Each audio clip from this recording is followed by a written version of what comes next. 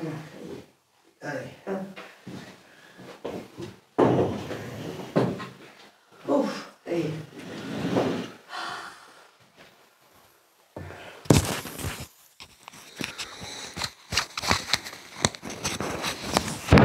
Tiens, tout à l'heure, j'ai trouvé qu'il y avait une grosse punaise. Chut, maman. Mon rideau.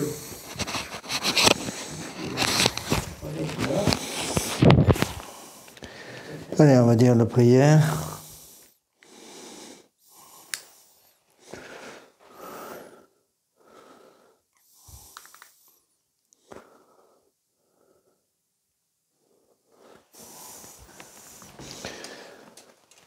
Au nom du Père et du Fils et du Saint-Esprit, ainsi soit-il. Venez, Esprit Saint, remplissez le cœur de vos fidèles et allumez en eux le feu de votre amour. Envoyez votre Esprit, Seigneur, se fera une création nouvelle et vous renouvellerez la face de la terre.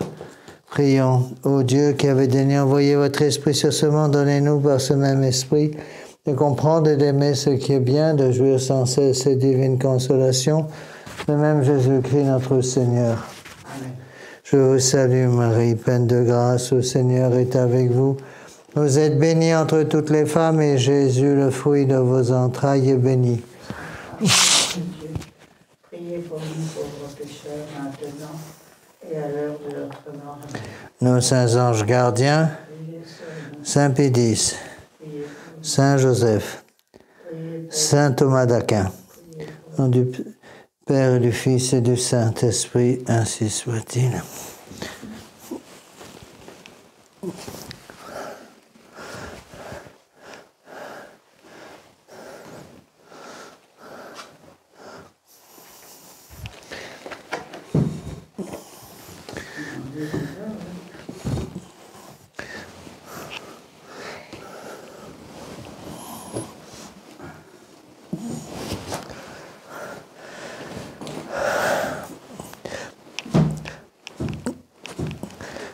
Alors, avant que j'oublie, attention, mercredi prochain, il n'y aura pas de cours, parce que c'est ma semaine de mission mensuelle dans le nord de la France. Donc, toujours aux mêmes endroits. Je vais d'abord près de Ponto-de-Mer, dans Normandie, puis Alençon, puis près de... Je vais aussi visiter des malades. Près dans la Manche, puis près de Saumur, pardon. Dans Touraine, plus exactement. Et puis après, je vais à Nantes et je reviens en passant par Agen pour voir plusieurs malades sur la route. Donc, pas de cours mercredi prochain à cause de ça. Le prochain cours aura lieu, je crois que c'est le 11 décembre. 11 décembre. Alors, nous sommes à la fin de cette petite encyclique qui est une petite perle, Acerbo Nimis, enseignement à la doctrine chrétienne, Saint-Pédis, 15 avril 1905. Bon, pourquoi j'ai déjà expliqué pourquoi j'ai pris cette petite encyclique comme conclusion de tout ce travail que je vous essaie de vous transmettre sur le modernisme, parce que un des moyens les plus efficaces de lutte contre le modernisme, c'est l'étude. Rappelez, l'étude. Besoin d'étudier, Saint-Pédis se dit expressément à la fin de son encyclique, on a déjà vu tout ça, à la fin de Pascendi Dominici Gregis de septembre 1907, il explique qu'il y a des moyens de lutte contre le modernisme, c'est l'étude, surtout l'étude de la philosophie et de la théologie de saint Thomas d'Aquin. N'oubliez pas ces deux vérités essentielles, les deux amours qu'il ne faut jamais perdre, l'amour de la prière et l'amour de l'étude qui sont étroitement unis. Ça veut dire quoi? J'ai déjà expliqué ça dimanche dernier en sermon. Donc, si je perds l'amour de la prière, je vais perdre l'amour de l'étude. Si je perds l'amour de l'étude, je perds l'amour de la prière. C'est comme les deux doigts d'une même main, si vous voulez. Hein? Et on ne perd pas l'amour de la prière et l'amour de l'étude comme ça en 5 minutes. Le démon prend son temps parce qu'il est patient. Il a tout le temps avec lui. Et le démon va travailler d'abord pour nous faire diminuer notre amour de l'étude, pour pouvoir obtenir la diminution de l'amour de la prière. Et quand on commence à lâcher l'étude, eh bien, on va finir par lâcher la prière. Il y a un lien étroit entre les deux choses, ça c'est absolument fondamental à comprendre, surtout pour les prêtres. quand on étudie un petit peu la raison de l'abandon pratiquement total de la foi en France autour des années 60, après la mort du pape Pie XII, ça vient de là, ça vient de l'abandon de la prière, l'abandon de l'étude, surtout de la prière du prêtre. La prière du prêtre par excellence, c'est le bréviaire. Le bréviaire a été abandonné, l'abandon de l'étude, plus d'études de la somme théologique de saint Thomas, malgré les conseils très précis sur le sujet donnés par le pape Saint Pie X. Et si je perds l'amour de la prière et l'amour de l'étude, eh bien, j'ai la porte ouverte à l'apostasie. Alors, je reprends rapidement les derniers points que nous avons vus ensemble la dernière fois, justement sur ce sujet-là. Saint Pie X explique que certains prêtres, désireux de diminuer leur besogne, voudraient se persuader que le sermon du dimanche peut tenir lieu de catéchèse. Il suffit de réfléchir pour voir que c'est une erreur. Aujourd'hui, justement, dans la conclusion de cette encyclique de Saint Pie X, donc Acerbo Nimis, Saint Pie X va aller aux choses pratiques, donner des conseils pratiques aux curés. Et je peux vous assurer que ce qu'il dit pour les curés est valable aussi pour nous. Hein. Voilà ce que disait Saint Pie X. On a déjà vu ces textes, je les répète rapidement. La tâche du catéchisme consiste à prendre pour sujet une vérité qui se rapporte à la foi ou à la morale chrétienne et à la mettre en lumière sous toutes ses faces. Mais comme le but de l'enseignement doit être la réforme de la vie, le catéchiste comparera ce que Dieu commande de faire et ce que les hommes font dans la réalité. C'est-à-dire, ça sert pas à grand-chose d'étudier si cette étude n'entraîne pas une réforme de vie. On étudie le catéchisme pour le mettre en pratique. D'accord? Écoutez, maman? Bon, c'est de pas dormir. Bon, donc le but de l'enseignement, le but de l'étude, c'est la réforme de vie. Ça encore, le but de l'étude, c'est la réforme de vie. On n'étudie pas simplement pour devenir plus intelligent. On n'étudie pas pour étaler sa culture. Le but de l'étude de la doctrine chrétienne, puisque c'est le but de le sujet de cette encyclique, le but de l'étude de la doctrine chrétienne, c'est la réforme de vie personnelle. Et qu'est-ce que je dois changer dans ma vie pour vivre en état de grâce? Vous pouvez connaître par cœur tous les commandements dans l'ordre et dans le désordre, ça vous sert strictement à rien si vous ne vivez pas selon ces commandements. Bon, n'oubliez pas qu'on est actuellement en début d'Avent, nouvelle année liturgique qui vient de commencer dimanche dernier, et donc il faut utiliser ce temps d'Avent pour voir ce qu'il faut changer dans ma vie de tous les jours. Saint Pie X donc explique les détails, il dit qu'il faut régler notre conduite, détester et fuir les vices pour nous faire suivre le chemin de la vertu. Bon. Et ensuite, il explique, je reprends les textes que j'ai cités la dernière fois, le pape Saint Pie X demande aux gens de faire extrêmement attention à ne pas chercher à entendre des discours élégants de ces prédicateurs qui sont accueillis par les applaudissements d'un auditoire très nombreux et qui n'aboutissent qu'à chatouiller les oreilles sans remuer les cœurs. Si un sermon n'a pas pour but de nous faire pratiquer la réforme de vie, j'ai perdu mon temps en tant que prédicateur. Le sermon du dimanche doit nous aider à changer de vie. D'accord?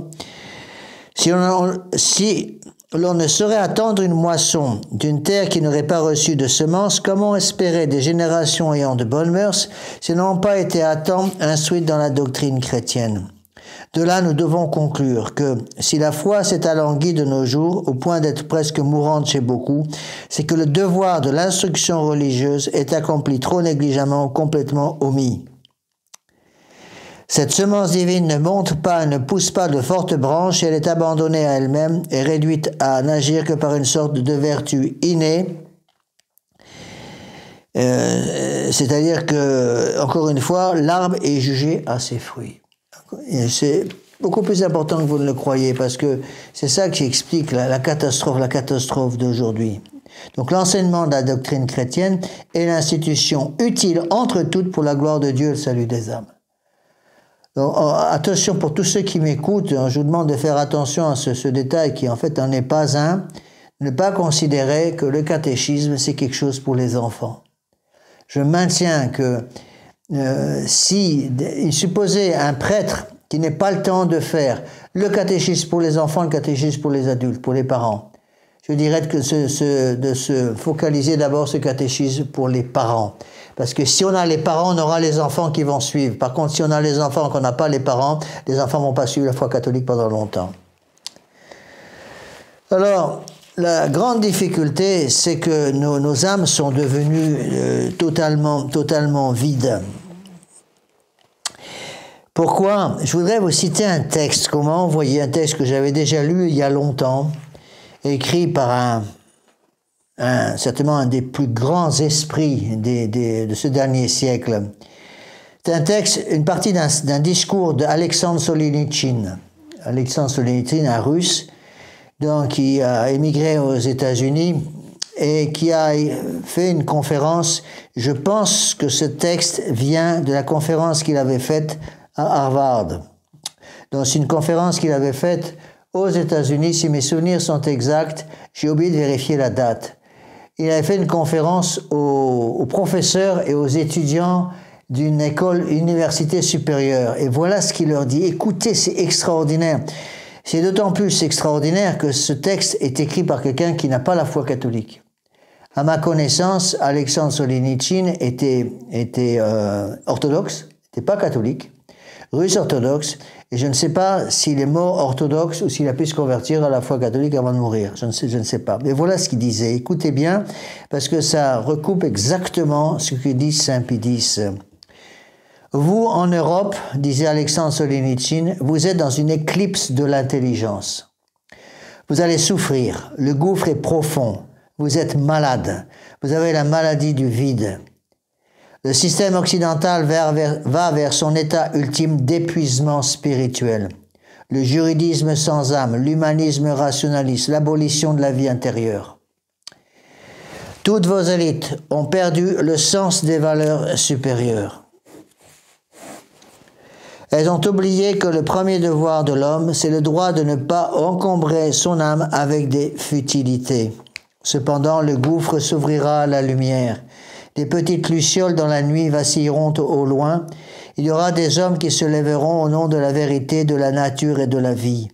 Ils exerceront leurs enfants à penser différemment, à remettre l'esprit au-dessus de la matière. Ils briseront la spirale du déclin du courage. Ainsi viendra l'éclosion des consciences dressées. Aujourd'hui, les dissidents sont à l'est, ils vont passer à l'ouest. Oui, c'est un texte qui, à mon avis, est très important. Donc, Alexandre Solzhenitsyn a compris que le démon a provoqué la disparition, la mort de la vie intérieure. De même que le corps a besoin d'une nourriture physique pour pouvoir se maintenir en bonne santé, de même l'âme, qui est la forme du corps, a besoin d'une vie intérieure pour se maintenir en bonne santé spirituelle. Et le démon va tout faire pour abolir la vie intérieure. La vie intérieure, c'est la vie de l'âme. Donc le démon va nous pousser à ne nous occuper que de la vie du corps et oublier complètement la vie intérieure qui est la vie de l'âme. J'aime bien aussi la façon dont Solzhenitsyn explique les choses. Ces âmes modernes ont oublié que le premier droit de l'homme, c'est le droit de ne pas encombrer son âme avec des futilités. C'est exactement ce que fait le démon aujourd'hui, surtout avec les jeunes. Encombrer, je vous l'ai déjà dit d'une autre façon, moi j'ai pas les belles phrases de Solzhenitsyn, mais le démon a parfaitement compris ça, d'encombrer l'âme avec des choses superficielles pour qu'il n'y ait plus de place pour les choses importantes. Vous voyez ? Et donc, qu'est-ce que va faire le démon? Il va mettre le bon Dieu dehors, et comme la nature a horreur du vide, dès que le démon il va mettre le bon Dieu dehors, dès que Dieu a quitté une âme, ça fait un vide dans l'âme. Eh bien, le démon va remplir cette âme avec des futilités. Là, par exemple, je pense à tous les jeux vidéo et toutes ces bêtises pour lesquelles les gens consument leur âme, consument leur intelligence et consument leur argent. Hein? Donc, 3 choses importantes dans ce texte. Il parle de l'abolition de la vie intérieure, dont nécessité de reprendre une vie spirituelle pour arriver à tenir le coup, à faire vivre notre âme. Notre âme a besoin d'une nourriture. Elle a besoin de prière. Et donc, comme la prière ne peut pas exister en soi, strictement parlant, sans un minimum d'études, il y a besoin de l'étude pour conserver la vie de prière. Et donc, la vie de prière, ça sera évidemment, d'abord et avant toute chose, La méditation, l'oraison pour ceux qui savent méditer ou qui veulent apprendre avec les exercices de Saint Ignace. Aussi le chapelet. Donc gardez votre chapelet, gardez une vie intérieure pour pouvoir arriver à mettre le démon dehors. Deuxième chose importante, n'encombrez pas votre âme avec des futilités. En ce début d'année liturgique, puisqu'on arrive au temps de Noël, commencez à faire un examen de conscience, mes bien chers frères. Pour ceux qui m'écoutent sur Internet, commencez à faire un examen de conscience pour arriver à comprendre que notre âme meurt si elle est encombrée de futilité. Est-ce que mon âme est encombrée de choses secondaires? Est-ce qu'il y a de la place pour les choses principales? Tout ça va m'aider, si je remets une vie intérieure dans mon âme, je vais retrouver du courage pour arriver à mettre le démon dehors. Parce que c'est un combat, ce qu'on appelle le combat spirituel. Malheur à ceux qui ne veulent pas briser cette spirale dont parle Solzhenitsyn, spirale du déclin du courage. Bon, j'ai trouvé ce texte intéressant. Peut-être que vous pourriez essayer de le retrouver son intégralité sur Internet. Je crois que j'ai pas eu le temps de chercher, mais je suis pratiquement sûr, encore une fois, ce texte est un texte, une partie d'un texte qui doit s'intituler, si je me rappelle correctement, le discours d'Harvard, Harvard, une université, je crois que c'est une université américaine. Donc, étudier. Alors, revenons maintenant à Saint Pie X, donc l'encyclique de 1905. N'oubliez pas qu'il a écrit son encyclique de condamnation du modernisme en 1907, donc on est 2 ans avant. Même plus de 2 ans avant, puisque nous sommes au 15 avril 1905. Je vais vous lire tout ce que Saint Pie X demandait au curé. Bon, vous allez voir, c'est ahurissant. Voilà ce que Saint Pie X, en 1905, demandait au curé. Les curés n'ont pas fait ce travail. Dans leur immense majorité, résultat des courses, allez dans les églises modernes et voyez le résultat des courses. Voulant donc, dit Saint Pie X, vénérable frère,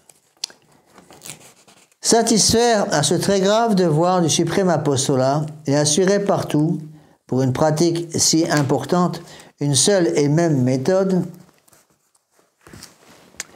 de notre autorité suprême, nous établissons et ordonnons expressément ce qui suit pour être observé et exécuté dans tous les diocèses. Donc il parle aux évêques, mais en fait, vous allez voir, c'est surtout au curé qui va s'adresser. Et c'est pas un conseil, nous établissons et ordonnons expressément. C'est donc un ordre du pape Saint Pie X de suivre les points suivants. Il y a 6 points, je vais d'abord vous les lire tous ensemble, pour vous montrer un petit peu l'intégralité, faire comprendre en un coup d'œil, si vous voulez, tout ce que Saint Pie X demandait en 1905, et ensuite j'expliquerai les points. Premier point, que tous les curés, en général tous ceux qui ont charge d'âme, ça c'est aussi les parents, au jour du dimanche et des fêtes de l'année, sans en accepter aucun, pendant 1 heure entière, enseigneront d'après un petit livre de catéchisme aux enfants des 2 sexes ce qu'ils doivent croire et pratiquer pour faire leur salut. Premier point, 1 heure de catéchisme pour les enfants 1 fois par semaine. Par semaine. Bon.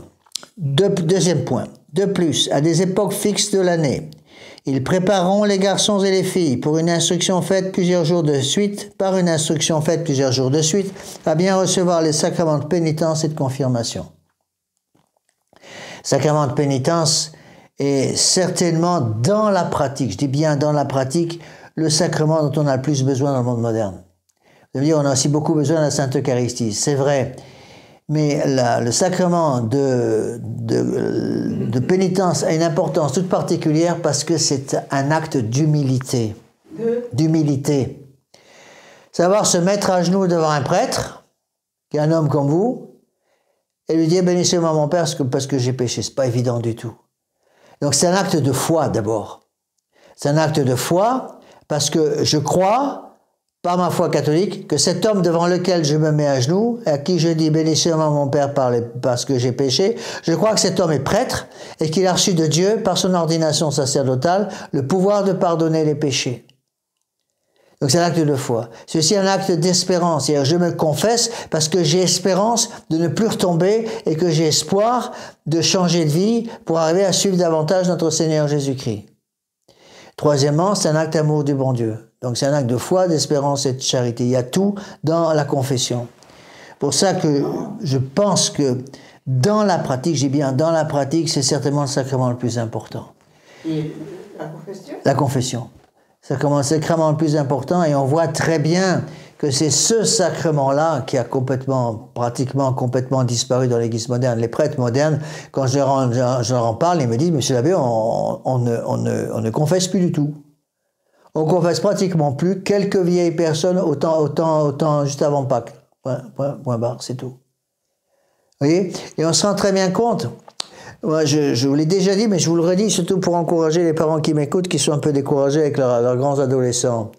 Quand des parents me disent, Monsieur l'abbé, mon adolescent qui a 17 ans, mon adolescente de 16-17 ans, elle a de plus en plus de mal à prier.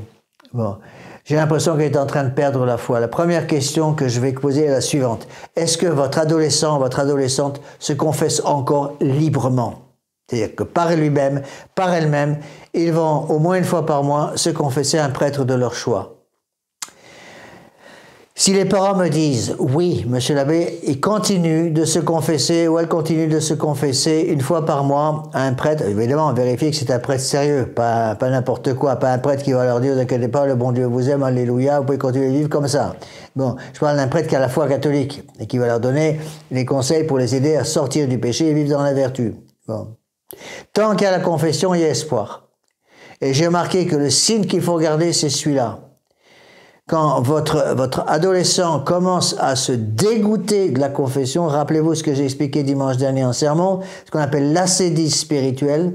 Quand il commence à avoir la paresse de la confession, ça va entraîner le dégoût de la confession.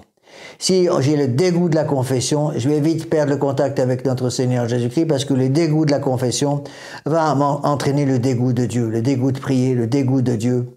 Et me dégoûtant de Dieu, évidemment, je vais me dégoûter de tout ce qui me rapproche de Dieu. Troisième point, dit saint Pilice. De même avec un soin très spécial, tous les jours du carême, et s'il en est besoin d'autres jours encore après les fêtes de Pâques. Ils disposeront les jeunes garçons, les jeunes filles, par les leçons et les exhortations convenables, à s'approcher saintement pour la première fois de la Sainte Table. Donc préparation aux confessions, préparation à la communion. Quatrième point. Dans toute et chaque paroisse sera établie canoniquement une association dite de la doctrine chrétienne. Par elle, les curés, surtout là où le nombre des prêtres est trop petit, trouveront pour les aider dans l'enseignement du catéchisme des laïcs qui se dévoueront à ce ministère par zèle pour la gloire de Dieu et aussi pour gagner les indulgences que les pontifes romains ont largement dispensées. Donc l'importance, pas simplement de la préparation à la première confession, pas simplement préparation à la première communion, mais aussi préparation à l'enseignement catéchétique. Cinquième point, dans les villes plus considérables, dans celles surtout qui ont des universités, les lycées, des collèges, on fondera des cours de religion pour instruire dans les vérités de la foi et dans les pratiques de la vie chrétienne les jeunes gens qui fréquentent des écoles publiques où la religion ne figure pas au programme. Importance de former surtout les adolescents.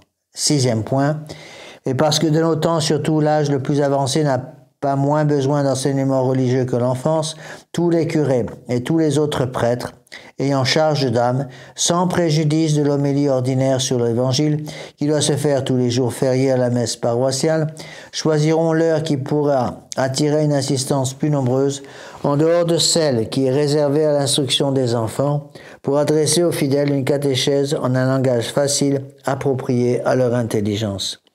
Approprié à quoi? À leur intelligence.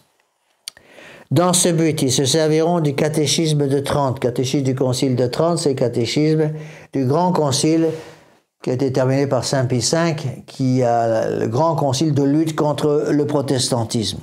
Donc, ce qu'on appelle le catéchisme du Concile de Trente.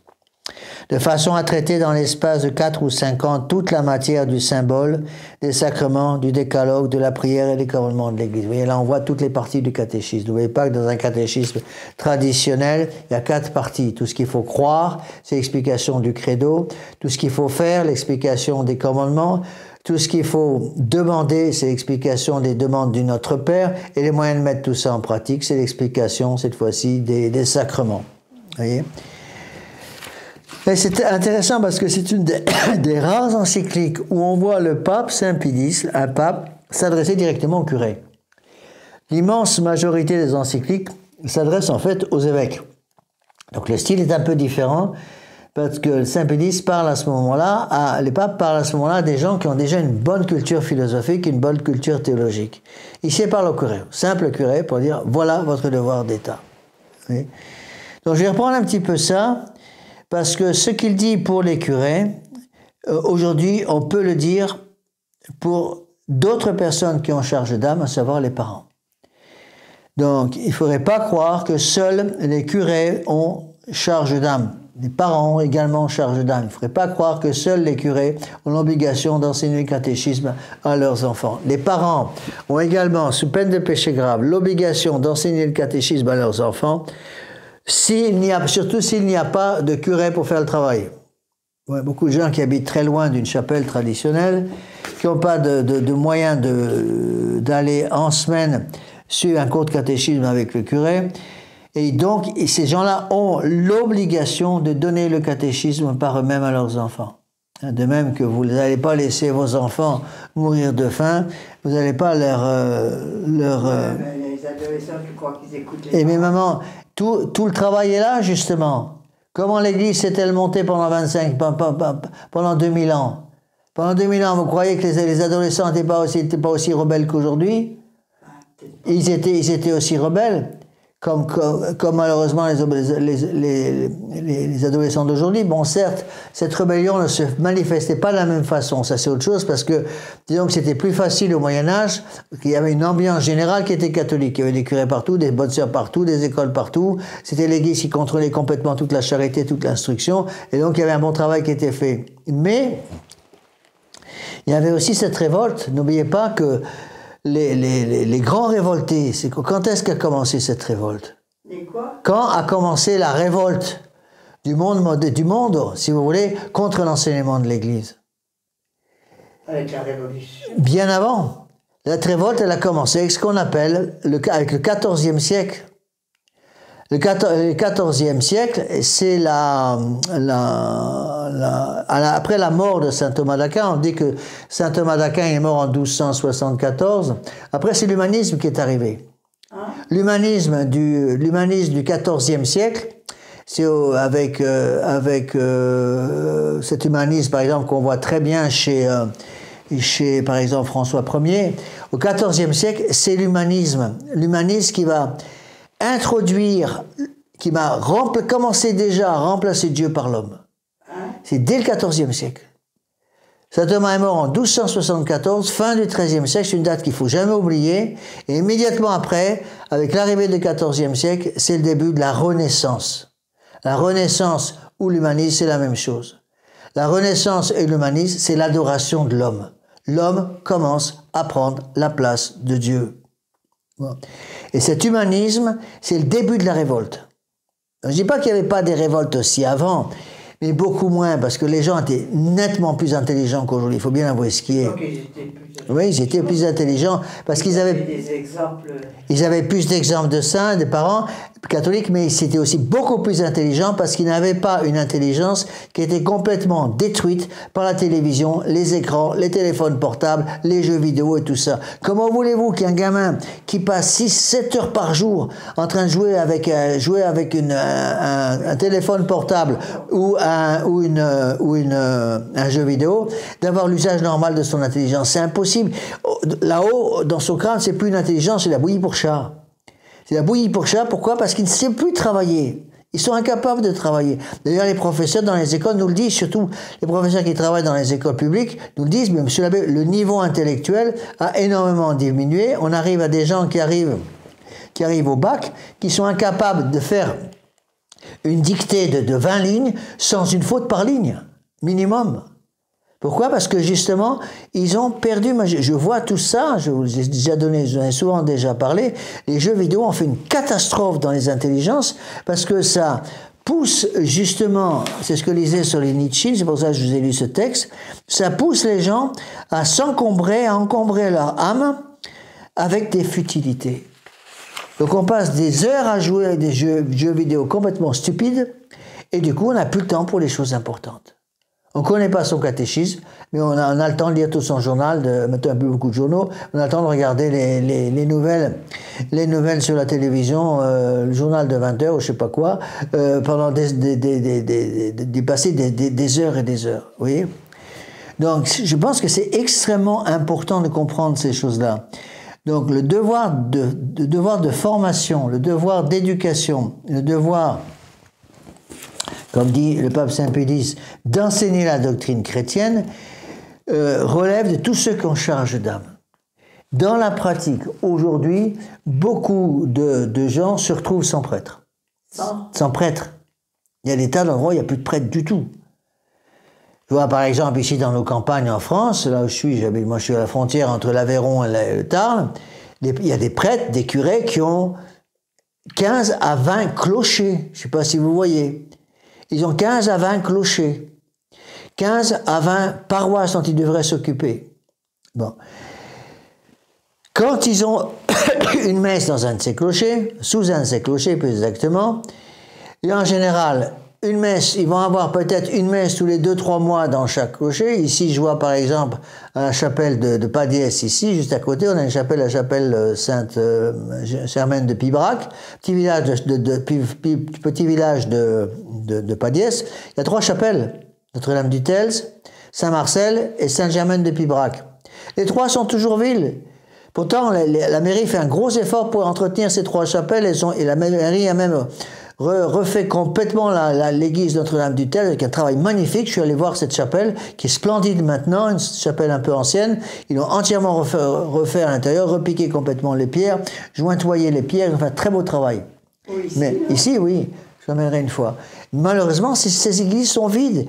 Il y a en général une messe pour les enterrements. Quand il y a un enterrement, il y a une messe quand le curé accepte de venir faire la messe d'enterrement, ce qui n'est pas le cas, parce que la plupart du temps, c'est des laïcs qui s'en mêlent, surtout dans les villes. Les laïcs qui font les cérémonies dans les associations, je ne sais plus comment ils appellent ça, les ADAP, des associations en l'absence de prêtres, si vous voulez. Les associations en absence de prêtres, c'est-à-dire que c'est des laïcs qui vont donner la communion aux gens, faire un petit laïus. La communion, c'est bien. Mais oui, donner la communion aux gens, c'est bien. Encore faudra peut-être se rappeler qu'on ne donne pas la communion à des gens qui n'ont pas l'âme préparée à la recevoir, qu'il faut être en état de grâce pour communier. Bon, et en général, ça regarde pas. Ben oui, ça regarde les curés.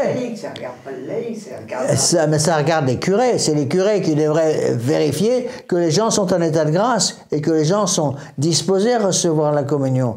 Le prêtre n'est pas un distributeur automatique de sacrements. Le prêtre donne les sacrements à des âmes bien préparées pour les recevoir. Le prêtre n'a pas le droit de donner les sacrements à des âmes qui ne sont pas disposées à recevoir ces sacrements. Il faut donc une disposition. Eh bien, il y a tout un travail justement pour disposer. C'est pour ça que Saint Pie X nous donne toutes ces règles. Disposer l'âme à se confesser, par exemple. La plupart des gens ne savent pas se confesser. Beaucoup de gens ne savent plus se confesser dans l'Église moderne. Beaucoup, je le vois très souvent, parce que quand on a des gens qui viennent de l'extérieur, qui viennent de l'Église moderne, qui viennent qui sont habitués à la nouvelle messe, ils nous le disent, monsieur l'abbé, j'ai besoin de faire une bonne confession parce que je me suis confessé uniquement au prêtre moderne et on n'a aucun conseil de leur part. Qu'est-ce que je dois faire pour faire une bonne confession? Je me rends compte qu'ils ne savent absolument pas se confesser, ils n'ont pratiquement jamais appris. Donc il faut apprendre aux gens à se confesser, premier devoir du prêtre. Il faut apprendre aux gens l'importance de la communion et en même temps apprendre à faire une bonne action de grâce. Tout ça, ça passe par l'enseignement de la doctrine chrétienne. Les gens ne connaissent plus leur catéchisme. Les jeunes dans les paroisses ne connaissent absolument plus la catéchisme, ils n'ont pas étudié la catéchisme. Alors les anciens ont fait encore un peu de catéchisme, des gens comme vous, à votre âge évidemment, vous avez 94 ans, vous avez déjà fait du catéchisme quand vous étiez jeune. Vous avez eu une bonne formation chez les religieuses dans lesquelles vous étiez au Maroc, etc. Tout ça, il y a une bonne formation. Mais les jeunes, ils n'ont plus tout ça, ils n'ont plus rien du tout. Moi déjà, les cours de catéchisme que j'avais quand on habitait à Monéto dans Lyon, c'était nul. Absolument nul. Parce que justement, les curés n'étaient pas intéressés par l'enseignement de la foi catholique. Ils étaient intéressés pour enseigner sur le bouddhisme, sur l'islam, sur les mouvements rock'n'roll, mais la foi catholique, ils s'en fichaient complètement. Et donc il y a tout un travail de rééducation à faire. Et rééducation, educere en latin, c'est tirer vers. Tirer de bas en haut. Donc il faut tirer les âmes vers le haut, les ramener vers le bon Dieu. Et c'est pour cela que tous les curés en général, mais aussi ceux qui ont charge d'âme, ont un devoir grave d'enseigner le catéchisme à leurs enfants. Et comme vous dites que les jeunes n'en veulent plus, c'est justement aux parents d'arriver à trouver le moyen de faire aimer le catéchisme à leurs enfants. Ça, c'est pas facile. Mais malheur aux parents qui n'ont pas trouvé le moyen de faire aimer le catéchisme à leurs enfants. Ils ne sont pas toujours capables. Et le bon Dieu donne les grâces, ça fait partie des grâces du sacrement de mariage. Une des raisons pour lesquelles le catéchisme n'est plus enseigné par les parents, c'est que dans bien des cas, malheureusement, dans le monde moderne, les gens ne sont même plus mariés. Ils vivent à la colle, comme ils disent. Hein? Ils vivent à la colle, c'est-à-dire ils vivent en concubinage. Ils n'ont pas les grâces du sacrement de mariage, parce qu'ils ne sont pas mariés. Ils vivent en concubinage, pas de grâce de sacrement de mariage. Une des grâces essentielles du sacrement de mariage, c'est les grâces nécessaires pour éduquer les enfants dans la foi catholique. Puisque le but premier du mariage, c'est quoi? Le but premier du mariage chrétien, c'est l'éducation et la procréation et l'éducation des enfants. L'éducation des enfants, c'est l'éducation de la foi catholique. S'ils ne sont pas mariés religieusement, ils n'ont pas les grâces d'État. Ils n'ont pas de grâce d'État pour vivre ensemble. Ils n'ont surtout pas de grâce d'État pour éduquer leurs enfants dans la foi catholique. Ils en sont incapables. Regardez déjà comme c'est difficile pour des gens qui ont les grâces d'État d'éduquer leurs enfants dans la foi catholique, mais c'est à vous de trouver le moyen. Et encore une fois, malheur à vous, parents, qui m'écoutez sur Internet, ou qui m'écoutez ailleurs, je ne sais pas, qui m'écoutez sur Internet, malheur à vous, si vous n'arrivez pas à trouver un moyen de faire aimer le catéchisme et la doctrine chrétienne à vos enfants, hein, parce qu'ils vont tous perdre la foi, et le bon Dieu va vous poser certaines questions pratiques sur ce sujet le jour où vous allez apparaître devant lui. Parce que le jour où vous allez paraître devant lui, il va vous poser des questions sur ce que vous avez fait des enfants qui vous ont été confiés. Le bon Dieu va vous poser la question, je vous ai donné, je ne sais pas, 4, 5, 6 enfants, qu'avez-vous fait de ces âmes? Est-ce que vous avez maintenu ces âmes en état de grâce? Je vous les ai confiées après le baptême, elles avaient une âme en état de grâce, avec le sacrement de baptême, avec le caractère du sacrement de baptême. Qu'avez-vous fait de ces âmes? Est-ce que vous vous êtes donné de la peine pour apprendre à ces enfants le catéchisme et leur faire aimer le catéchisme? Et c'est possible, il ne faut pas dire que ce n'est pas possible. Moi, je le vois en tant que prêtre. En tant que prêtre, c'est peut-être pas très humble ce que je vais dire, mais c'est comme ça que je vois les choses. Le nombre de personnes qui m'ont dit, Monsieur l'abbé, en 6 mois de sermon chez vous, j'ai plus appris qu'en 20 ans avant. Pourquoi ils me disent des choses comme ça? Moi, j'en sais rien. Mais c'est ce qu'ils me disent. J'ai entendu ça souvent. Monsieur l'abbé, avant, on avait des sermons dans l'église moderne ou dans l'église conciliaire où on n'apprenait rien du tout. Et maintenant avec vos sermons, j'apprends beaucoup plus. Bon, j'ai commencé à me rendre compte de l'importance du catéchisme, justement, en retrouvant la messe traditionnelle, la messe moderne. Mais c'est pas évident, j'ai pas dit que c'était quelque chose de facile, de faire aimer le catéchisme aux enfants, de faire aimer la messe aux enfants. Mais malheur à vous si vous n'êtes pas capable de faire aimer la messe à vos enfants. Comment vous allez obliger vos enfants et aider vos enfants à assister à la messe tous les dimanches? Parce que le bon Dieu ne nous demande pas d'aider nos enfants à assister à la messe tous les dimanches jusqu'à ce qu'ils aient quitté le nid. Une fois qu'ils ont quitté la maison, c'est là où on va juger l'éducation que vous leur avez donnée. Une fois qu'ils ont quitté la maison, il faut qu'ils continuent le travail. Et notamment qu'ils continuent à se confesser, qu'ils continuent à communier. Donc c'est à vous d'avoir donné à vos enfants, avant qu'ils aient quitté le nid, souvent c'est autour de 20 ans, après le bac, ils vont partir en université ou je ne sais pas trop où. Et si vous ne leur avez pas donné une foi profonde, l'amour de la confession, l'amour de la messe, l'amour du catéchisme, combien de temps ils vont tenir le coup dans une université moderne? 5 minutes. 5 minutes. Et au bout de quelques mois, ils auront tout envoyé promener. Tout envoyé promener. Et moi, je le vois constamment, et les parents ne s'en préoccupent pas. J'ai vu des cas ahurissants de parents qui envoient, par exemple, je vais déjà un peu citer ces cas, j'ai déjà parlé de ces cas douloureux, j'en ai eu plusieurs comme ça dont j'ai entendu parler, des parents qui envoient, par exemple, leurs enfants à l'université, qui mettent leurs enfants en chambre universitaire, s'il vous plaît. Et les parents habitent à 300 km de là. Les enfants sont en chambre universitaire pendant toute la semaine. Ils reviennent une fois tous les 15 jours, par exemple, à la maison pour prendre un peu l'air de la maison. Et puis les parents posent pratiquement pas de questions, ils sont tout contents de revoir leurs enfants. Et combien de fois un père de famille a eu un peu de bon sens pour aller frapper à la porte de la chambre universitaire de son fils à 9h du soir, et à la porte de la chambre universitaire de sa fille à 9h du soir, sans prévenir évidemment, frapper à la porte pour voir si son fils est seul dans la chambre. Moi, j'ai eu des cas comme ça douloureux. Et les parents sont des imbéciles, ils n'ont jamais cherché à vérifier ces choses-là. Il a fallu, j'ai eu des cas douloureux où le père de famille a commencé à se rendre compte qu'il y avait anguille sous roche, parce qu'à chaque fois qu'il téléphonait à sa fille, il se rendait compte qu'il y avait manifestement quelqu'un d'autre dans la maison, quand c'était pas une voix d'homme qui répondait au téléphone. Alors, il a commencé à me poser des questions. Excusez-moi, monsieur, mais qui êtes-vous? Moi, je suis un ami de votre fille. Moi, je vous la passe.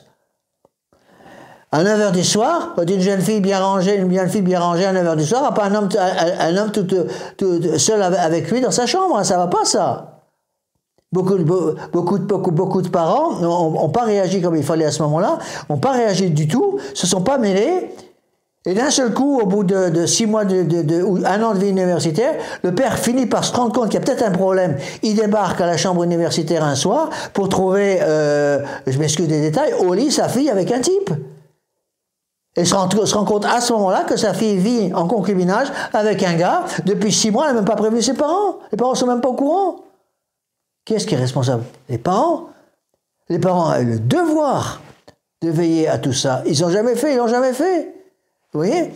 D'où ce devoir pour ceux qui ont charge d'âme. Et encore une fois, je relis le premier paragraphe de Saint-Pédis sur les conseils pratiques. Tous les curés, en général, tous ceux qui ont charge d'âme, au jour de dimanche et de fête, sans en accepter aucun, pendant 1 heure entière, enseigneront le catéchisme aux enfants des deux sexes. On peut dire maintenant aux adultes des deux sexes et aux adolescents des deux sexes. Donc, le devoir pour ceux qui ont charge d'âme. Il ne faut pas me dire, vous savez, c'est le travail des curés. Oui, c'est le travail des curés, mais c'est aussi le travail des parents. Les curés font une partie du travail, mais les parents doivent continuer le travail. Ça sert à quoi, encore une fois, que j'apprenne aux enfants qu'il y a 10 commandements, si les parents ne suivent pas ces commandements à l'école, à la maison? C'est pour ça, faites extrêmement attention. Il y a sur mon site internet une conférence sur les conférences doctrinales. Il y a les lettres doctrinales, les conférences doctrinales. Il y en a une où je commente une lettre magnifique de Monseigneur Williamson qui s'appelle « Jeune fille à l'université ». Mettez votre petit orgueil dans la poche et lisez cette lettre à fond. Vous verrez ce que disait Monseigneur Williamson, il a parfaitement raison. Cette lettre n'a pas pris une ride. Et il explique justement la responsabilité des parents d'envoyer des parents, des enfants à l'université, on va prendre n'importe quoi, et entre autres, ils vont apprendre surtout à perdre leur âme. Ils vont perdre leurs âmes très vite.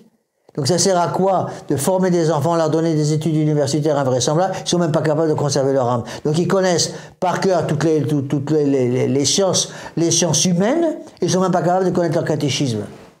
De quoi ils ont besoin pour aller au ciel? Du catéchisme ou des sciences humaines? Ils ont besoin du catéchisme d'abord. Donc attention à ça. Les parents qui m'écoutent, faites très attention et ne venez pas me dire ce que j'entends beaucoup trop souvent, c'est impossible aujourd'hui de faire aimer la messe à nos enfants. Eh bien, malheur à vous. C'est à vous de trouver le moyen. Regardez le pape Saint-Pédis, entre autres pour essayer justement de lutter contre le modernisme, une des choses qu'il a faites, c'est de remettre en valeur la croisade des enfants. Il dit il y aura la sainteté chez les enfants. Vous voyez, la croisade des enfants, prie, communie, sacrifie-toi, sois apôtre. C'était la devise, c'était prie, communie, sacrifie-toi, sois apôtre. Cette croisade des enfants qui a fait un bien énorme autour des années 1910. Monseigneur Lefebvre nous en a parlé au séminaire. Il avait été au séminaire, il est né en 1900, il est né sous Saint-Pédis, Monseigneur Lefebvre.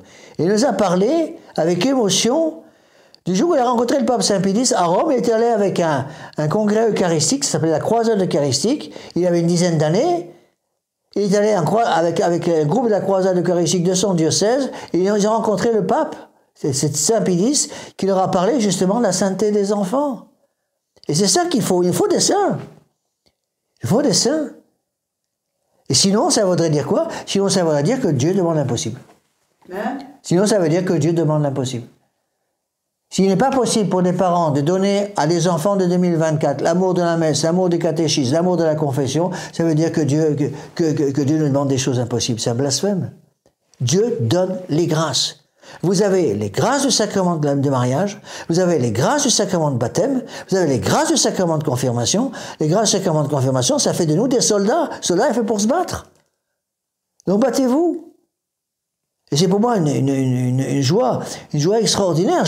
C'est des joies que j'ai très souvent en ce moment, surtout maintenant que la chapelle avec la grâce du bon Dieu se développe de plus en plus, de tous ces gens, surtout de la tranche d'âge, toujours la même tranche d'âge, la tranche d'âge en gros 30-40 ans, des gens qui commencent à venir à la chapelle, qui viennent ou de milieux païens, ou de milieux catholiques non pratiquants, ou des gens qui ont pratiqué jusqu'à 20 ans, qui ensuite ont tout envoyé promener pendant 15 ou 20 ans, et qui reviennent maintenant.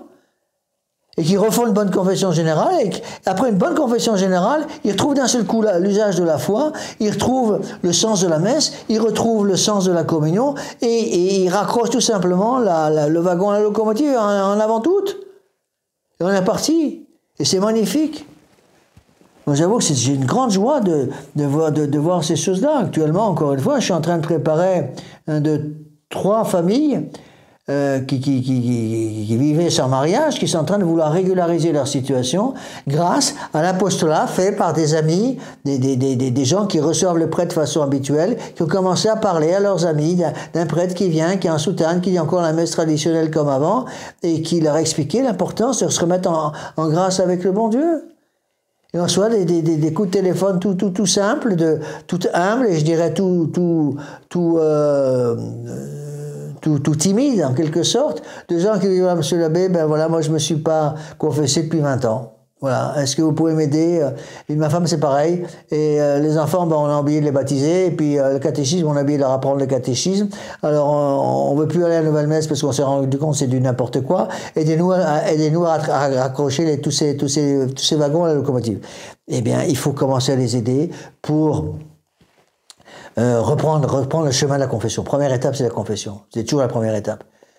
Remettre à la confession, et souvent pour arriver à la confession, il faut une étape encore en dessous. Encore une autre étape.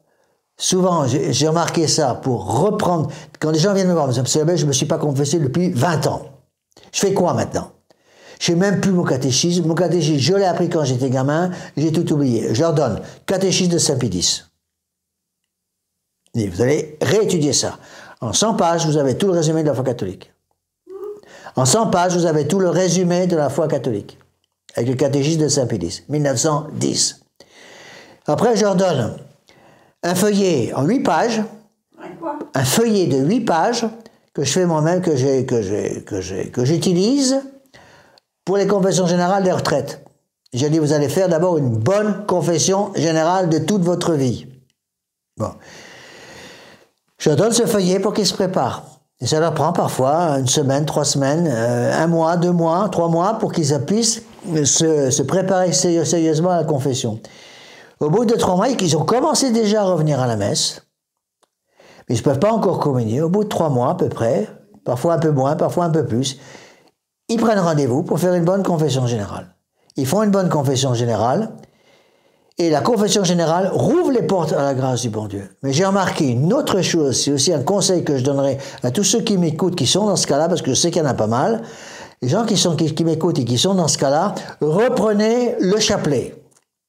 Reprenez les 5 dizaines de chapelets, au moins commencez par une dizaine de chapelets. À notre Père, dis je vous salue Marie, le gloire au Père. La très sainte Vierge Marie, quand elle est apparue à l'autre, qu'est-ce qu'elle a demandé? Le chapelet. Quand elle est apparue à la Salette, qu'est-ce qu'elle a demandé? Le chapelet. Quand elle est apparue à Fatima, qu'est-ce qu'elle a demandé? Le chapelet. Partout, elle a demandé le chapelet. On dit que le chapelet, c'est le bréviaire des laïcs. Parce que dans le rosaire, il y a 150 Je vous salue Marie, comme dans le bréviaire, il y a 150 psaumes de David. Donc on appelle ça le bréviaire du laïc. Et donc le chapelet est fondamental. Et j'ai remarqué que si on arrive, avec la grâce du bon Dieu, à redonner un peu de dévotion mariale redonner l'amour de la très sainte Vierge Marie à ces gens-là. J'ai vu ça dans des tas de familles, quand les familles commencent à se remettre au chapelet. Vous arriverez peut-être pas à vous remettre d'un seul coup au chapelet complet. Commencez par une dizaine de chapelets. À notre Père et dit je vous salue Marie, ce qu'on appelle une dizaine de chapelets. Commencez par ça, et puis petit à petit, la Sainte Vierge va vous aider à reprendre le chemin de son Fils, puisqu'elle est médiatrice de toutes les grâces. Donc le chapelet mène à la confession générale. La confession générale va mener à la communion. La communion, après, va ramener à l'étude. Parce que il faut prière et étude. Donc il y a la prière du chapelet, la prière de la confession, c'est une certaine forme de prière. Donc il faut prière, étude, sacrement, il faut les trois choses. Il faut prier, il faut étudier, et il faut l'usage des sacrements, surtout le sacrement de la pénitence. Et alors... C'est très beau quand les enfants commencent quand ils sont tout jeunes. Alors, moi, j'ai eu quelques cas de conversion magnifiques avec des gens qui sont revenus vers le bon Dieu après une dizaine d'années de vie commune, parfois de mariage, donc qui ont des enfants, les plus jeunes en 6-7 ans par exemple. Et c'est un plaisir d'aider des enfants de 6-7 ans à venir se préparer à leur première confession parce qu'ils ne sont jamais confessés. Dans l'église moderne, ils poussent absolument plus les gens à se confesser. Moi, je l'ai vu, je ne sais pas combien de fois dans les préparations au mariage. Dans les préparations au mariage, c'est abominable parce que les jeunes nous le disent, monsieur l'abbé. On est allé voir le curé pour se marier, il nous a mariés. Je dis, mais est-ce qu'il vous a poussé à faire une bonne confession avant de vous marier au moins? C'est bien le minimum. Non, monsieur l'abbé, il ne nous a jamais parlé de nous confesser avant le mariage. Par contre, il nous a parlé de ne pas oublier de faire un don de 150 € avant le mariage. Ça, il n'a pas oublié. Mais la confession avant le mariage, jamais un mot. Et ils sont mariés sans confession. Je suis obligé de leur dire, mais comment voulez-vous avoir reçu les grâces du mariage si la porte de votre âme est fermée à double tour? C'est ce qui s'est passé. Comment voulez-vous? Vous êtes en état de péché mortel, c'est pratiquement sûr si vous ne confessez jamais. C'est très rare d'avoir des jeunes qui sont amoureux l'un de l'autre et qui vivent en état de grâce sans la confession, c'est presque impossible.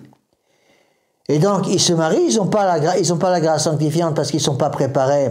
Ils sont pas préparés, ils vont avoir une communion, une communion illicite. On n'a pas le droit de se marier en état de péché mortel. Donc il faudrait avoir une bonne confession. Une bonne confession, ça se prépare. Et c'est très difficile pour ces gens-là. Et j'ai vu des fidèles qui étaient très en colère contre leurs anciens curés, avec raison. En disant, comment se fait-il qu'on ne nous a jamais parlé de ces choses-là? Il y en a qui sont allés voir leur curé. En disant, vous nous avez préparé au mariage, vous n'avez rien fait pour la préparation spirituelle, vous êtes occupé que des histoires de la cérémonie, des histoires matérielles de la cérémonie, et d'avoir une enveloppe le jour du mariage, c'est la seule chose qui vous intéressait. Jamais vous nous avez demandé à venir nous confesser. Résultat, on s'est mariés, on n'était pas en état de grâce, on a perdu 10 ans de notre vie. Monsieur le curé, je tiens à ce que vous sachiez que maintenant, avec la grâce du bon Dieu, j'ai trouvé la foi catholique, j'ai retrouvé la foi traditionnelle, j'ai retrouvé le chemin du confessionnal, maintenant on se confesse tous les mois, on a retrouvé le chemin. Mais c'est pas grâce à vous. Et sachez une chose, monsieur le curé, plus jamais je mettrai les pieds dans la messe moderne, parce que justement maintenant j'ai compris l'importance de la confession. Vous voyez, c'est là où il y a tout un travail, et c'est ce que dit Saint Pédis. Si Saint Pédis exigeait, n'oubliez pas, nous établissons et ordonnons, dit Saint Pédis. C'est pas un conseil, c'est un ordre. Il demande premièrement à ce que tous les curés et tous ceux qui ont charge d'âme, donc considérez que tous les parents qui ont charge d'âme, parce qu'ils sont parents, qu'ils ont des enfants, ont l'obligation, une heure entière, chaque semaine, d'enseigner le catéchisme à leurs enfants. Bon, s'il y a un bon prêtre qui peut faire ce travail, très bien. Mais même si vous avez un bon prêtre qui fait le travail, il y a le devoir grave des parents de vérifier que l'enfant a compris. Donc il faut, après le cours de catéchisme avec le curé, si vous avez un curé traditionnel, un prêtre traditionnel, il faut que les parents vérifient un peu. Il faut aller voir l'enfant après le retour du catéchisme, et puis pendant le repas qui suit, le repas du midi qui suit, il faut que les parents demandent à l'enfant, alors, monsieur le curé, de quoi il t'a parlé aujourd'hui? De quoi il t'a parlé? Et vérifier que l'enfant a compris. Si l'enfant dit, oh, je sais pas, on a fait des petits dessins. Ah. Si l'enfant dit, je sais pas, on a fait des petits dessins, c'est tout ce qu'on a fait pendant les cours de catéchisme moderne, c'est comme ça, hein. Dessinez quelqu'un que vous aimez bien. Alors on dessine une photo de la maman, une photo de la, on dessine maman, on dessine papa. Mais c'est pas ça le catéchisme. Le catéchisme, c'est l'apprentissage de la foi catholique. C'est pour ça qu'il faut un minimum de par cœur pour que les gens connaissent leur foi. Il faut qu'ils connaissent ce qu'il faut croire, le credo, ce qu'il faut faire, les commandements, ce qu'il faut désirer, la prière, notre Père, et les moyens de tout mettre en pratique, les sacrements. Il faut connaître tout ça. Il faut travailler. Donc, premier devoir d'État des parents, donner 1 heure de catéchisme toutes les semaines à leurs enfants. Il ne faut pas me dire que vous n'avez pas le temps. Parce que c'est capital. Est-ce que vous avez le temps de nourrir vos enfants toutes les semaines? Est-ce que vous nourrissez vos enfants tous les jours? Ne me dites pas qu'une mère de famille va me dire « Monsieur l'abbé, j'ai pas le temps, préparez le repas pour mes enfants. Donc ils mangent rien. » J'ai encore jamais vu de mère de famille comme ça. Bon, les mères de famille comprennent leur devoir d'État, temps ou pas, je dois préparer le repas pour nourrir les corps de mes enfants. Et si vous prenez du temps pour nourrir le corps de vos enfants, vous avez le devoir grave aussi, évidemment, de nourrir les âmes de vos enfants. Première chose. Donc, nécessité du catéchisme. Prenez le catéchisme de Saint-Pédis. Il y a une première partie du catéchisme de Saint-Pédis, ça s'appelle les premières notions, justement pour les parents. Vous avez d'autres livres que vous pouvez utiliser. Là, je m'adresse aux parents qui font le catéchisme aux petits. Il y a d'autres livres. Il y a un très bon catéchisme que j'aime beaucoup. Ça s'appelle le catéchisme de Pringent. P-R-I-N-G-E-N-T, je pense. Le Pringent. J'en ai un exemplaire dans mes affaires ici. Avec le catéchisme, il y a plusieurs niveaux. Avec des images qui étaient très bien faites, qui expliquaient le catéchisme, à peu près une page par dimanche.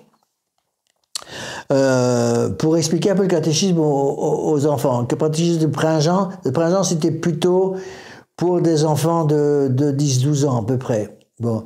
Il y a aussi la miche de pain, l'ancienne miche de pain, surtout la première, qui est introuvable. Mais si moi j'ai encore la première miche de pain que vous utilisiez pour donner le catéchisme quand j'étais tout gamin. Hein. Je l'ai toujours dans mon bureau. Bon, et Dieu sait si elle m'est précieuse. Donc la miche de pain, c'est certainement le meilleur catéchisme pour les tout petits qui ait jamais été fait en France au moins. Il y a 3 volumes, c'est pour les tout petits. Ça commence pour les 4-5 ans, même 3-4 ans. Après 4-5 ans, après 5-6 ans, préparation de la première communion. Ça va pour les tout petits. Il y a une image, très simple, et avec quelques lignes à côté, écrites en gros caractères, qui expliquent l'image. Et donc, à la fois, on peut apprendre le catéchisme et apprendre à lire. Ça, c'est très utile, et c'est excellent. L'esprit est excellent. Malheureusement, ça n'a jamais été réédité tel quel. Je pense que ceux qui ont voulu rééditer la miche de pain se sont bloqués, ont pas pu faire ce qu'ils voulaient à cause des droits d'auteur sur certaines images. Il y a sans doute des droits d'auteur, c'est possible. Mais en tout cas, si vous arrivez à retrouver les anciennes images, il y avait une innocence dans ces anciennes images qu'il n'y a pas. Il y a les nouvelles images de Madame Dabadi qui sont... Je ne veux pas critiquer ce qu'elle a fait. Elle a fait un bon travail, c'est des belles images, mais ça n'a pas l'innocence des premières images de l'ancienne miche de pain. Ça n'a pas l'innocence. Il y a quelque chose à voir. Il faut essayer de revenir à ça. Donc vous avez aussi d'autres livres que vous pouvez utiliser, comme la Bible d'une grand-mère. Le catéchisme, il y a Monseigneur de Ségur qui avait fait aussi un catéchisme comme ça très... le catéchisme de la comtesse de Ségur. Il y a des catéchismes qui ont été faits même par Monseigneur de Ségur. Il y a un catéchisme, j'ai plus le titre en tête, qui a été fait par la comtesse de Ségur, qui était de la famille de Monseigneur de Ségur, un grand antilibéral, aussi important que Monseigneur Gaume. Monseigneur Gaume, Monseigneur de Ségur, Monseigneur Juin, c'était ces grands défenseurs de la foi catholique. Il y a eu un catéchisme fait par la comtesse de Ségur qui était excellent pour les enfants. Mais n'ayez pas peur de retrouver ces vieux livres. Beaucoup ont été réédités. On peut les retrouver. On peut trouver ces rééditions, entre autres aux éditions Saint-Rémy à Bordeaux, à Cadillac. Hein? Aux éditions Saint-Rémy, ils ont été réédités ces livres. Donc travaillez votre catéchisme. Trouvez des moyens de faire aimer le catéchisme. Bon, il y a même parfois des petites vidéos qui ont été faites à partir des anciennes images, avec un beau commentaire. Moi, j'en ai quelques-unes sur mon ordinateur, qui sont pas mal faites du tout, pour aider les parents à redonner le catéchisme aux enfants. Et il faut pas aussi, encore un dernier conseil que je donnerai aux parents qui m'écoutent sur ce domaine, c'est que le catéchisme ne soit pas exclusivement l'apanage de la maman. Hein. Il faut que le père s'en mêle. Parce qu'il ne faut pas que les enfants se disent Moi, j'ai entendu ça souvent des jeunes. Hein. Les catéchismes, c'est pour les gamins. Le catéchisme, c'est pour les filles. Le catéchisme, c'est pour les bonnes femmes. Nous, les hommes, c'est pas pour nous. Et oui, c'est aussi pour les hommes. Donc, il faut que le père de famille se mêle au catéchisme, surtout des adolescents. L'idéal, sans doute, ce serait que la maman puisse faire la catéchisme aux adolescentes et que le père puisse faire le catéchisme aux adolescents. Faites-vous aider. Allez voir vos prêtres dans la tradition. N'allez pas vous faire aider par les prêtres modernes. De toute façon, ils vous aideront pas parce qu'ils se foutent complètement du catéchisme. Ça les intéresse pas. Bon. Le catéchisme moderne n'intéresse pas les prêtres modernes. Malheureusement, c'est comme ça. Les prêtres catholiques traditionnels vous aideront dans ces catéchismes. Il y a un catéchisme qui a été aussi pas mal fait, qui a été fait par les sœurs de la fraternité sacerdotale Saint-Pédis de mon temps. Je sais pas si ça existe toujours, je pense que ça existe toujours. Elle avait des catéchismes, bon malheureusement c'est en union avec l'église de Vatican II, ça c'est une catastrophe, mais étudiez votre catéchisme et trouvez le moyen de faire aimer le catéchisme à vos enfants. Deuxième point. Depuis à des époques fixes de l'année, préparons les garçons et les filles par une instruction faite plusieurs jours de suite à bien recevoir le sacrement de pénitence et de confirmation. Préparation des confessions. J'insiste aussi lourdement là-dessus, et ça j'insiste, que les parents ne fassent pas faire de la première communion à leurs enfants sans qu'ils se soient déjà confessés plusieurs fois avant la première communion. Parce que j'ai beaucoup de cas comme ça, où des enfants arrivent à la première communion, ils ne se sont jamais confessés auparavant. Il faut que les prêtres, dans la tradition, c'est qu'il y en a qui m'écoutent sur Internet, faites attention à ça. Aidez ces enfants qui ont 6, 7 ans, qui se préparent à la première communion. Déjà 2, 3, 4 mois avant la première communion, commencez à les confesser. Et si possible, confessez-les dans un confessionnal pour qu'ils s'habituent au confessionnal. Les tout petits avaient peur à cause du noir, de l'obscurité du confessionnal. En général, ce que je faisais, je m'asseyais dans la partie centrale, sur une chaise, avec l'étole et le surplis, pour qu'ils comprennent bien l'importance de la juridiction représentée par l'étole et le surplis pour le prêtre, et j'agenouillais l'enfant juste devant moi. En ouvrant la porte, j'agenouillais juste devant moi, le petit qui avait 4-5 ans. Il m'est arrivé de confesser des 4-5 ans. Et le petit, s'il est juste devant le prêtre, il n'a pas peur. Et je commence comme ça, jusqu'à ce qu'il ait confiance dans le prêtre. Une fois qu'il a confiance dans le prêtre, je l'amène à côté, je lui montre la partie pour les fidèles. Bon, alors là, il faut qu'il se mette debout pour qu'on puisse voir sa tête quand même à travers la petite grille. Et puis, au début, il se confesse comme ça en laissant la porte ouverte. Puis après, petit à petit, il s'habitue. Après, ils aiment bien. Moi, j'ai confessé des enfants qui aiment bien se confesser. Les enfants, ils ont rien contre la confession, au contraire. Et il ne faut pas venir me dire, ce qu'on entend souvent, à 4-5 ans, ils sont beaucoup trop jeunes pour se confesser. Question, est-ce que votre enfant de 4-5 ans est trop jeune pour faire des bêtises? Bon. Est-ce que votre enfant de 4-5 ans est trop jeune pour désobéir à ses parents? Est-ce que votre enfant est trop jeune pour dire non quand il devrait dire oui? Bon. S'il n'est pas trop jeune pour faire des bêtises, il n'est pas trop jeune pour se confesser. S'il est suffisamment âgé pour faire des bêtises, il est suffisamment âgé pour se confesser.